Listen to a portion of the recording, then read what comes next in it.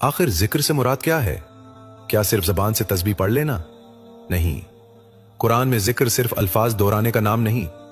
जिक्र यह है कि हर खौफ के लम्हे में इंसान को याद रहे, मेरा रब मुझे देख रहा है। हर मुश्किल में उसे यकीन रहे, मेरा रब मुझे तन्हा नहीं छोड़ेगा। हर फैसले में उसे एहसास रहे, मेरा रब सब कुछ जानता है, जबकि मेरा इल्म महदूद है। और जब यह यकीन दिल में जगह बना लेता है तो बेशुमार अंदेशे अपनी ताकत खोने लगते हैं। अब कुरान हमें एक और उसूल सिखाता है। अल्लाह ताला फरमाते हैं, और जो अल्लाह पर भरोसा करे तो वो उसके लिए काफी है। इस आयत पर जरा ठहर कर गौर कीजिए। अल्लाह ने यह नहीं फरमाया कि जो मुझ पर भरोसा करेगा उसकी जिंदगी में कभी मुश्किल नहीं आएगी, बल्कि फरमाया मैं उसके लिए काफी हो जाऊंगा। यही तवक्कुल है। तवक्कुल का मतलब हाथ पर हाथ रखकर बैठ जाना नहीं, और ना ही उसका मतलब यह है कि इंसान कोशिश करना छोड़ दे, बल्कि तवक्कुल का मतलब है अपनी पूरी जायज कोशिश करना और फिर नतीजे को अल्लाह की हिकमत के सुपुर्द कर देना।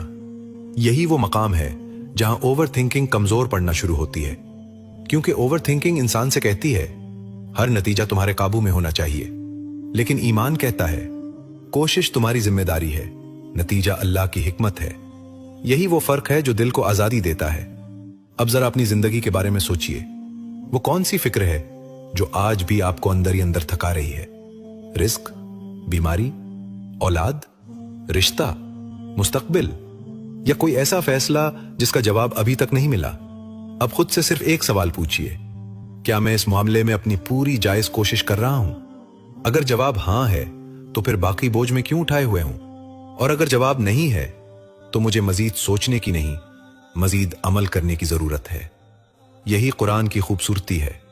वो इंसान को ख्यालात के जंगल में नहीं छोड़ता, बल्कि उसे अमल का रास्ता दिखाता है और फिर दिल को अल्लाह से जोड़ देता है। शायद इसीलिए रसूलुल्लाह सल्लल्लाहु अलैहि वसल्लम जब किसी मुश्किल या परेशानी का सामना करते तो सबसे पहले अल्लाह की तरफ रुजू करते और नमाज का सहारा लेते। ये इस बात की तालीम है कि मोमिन की पहली पनाहगाह उसका रब होता है, ना कि उसके बेकाबू ख्यालात।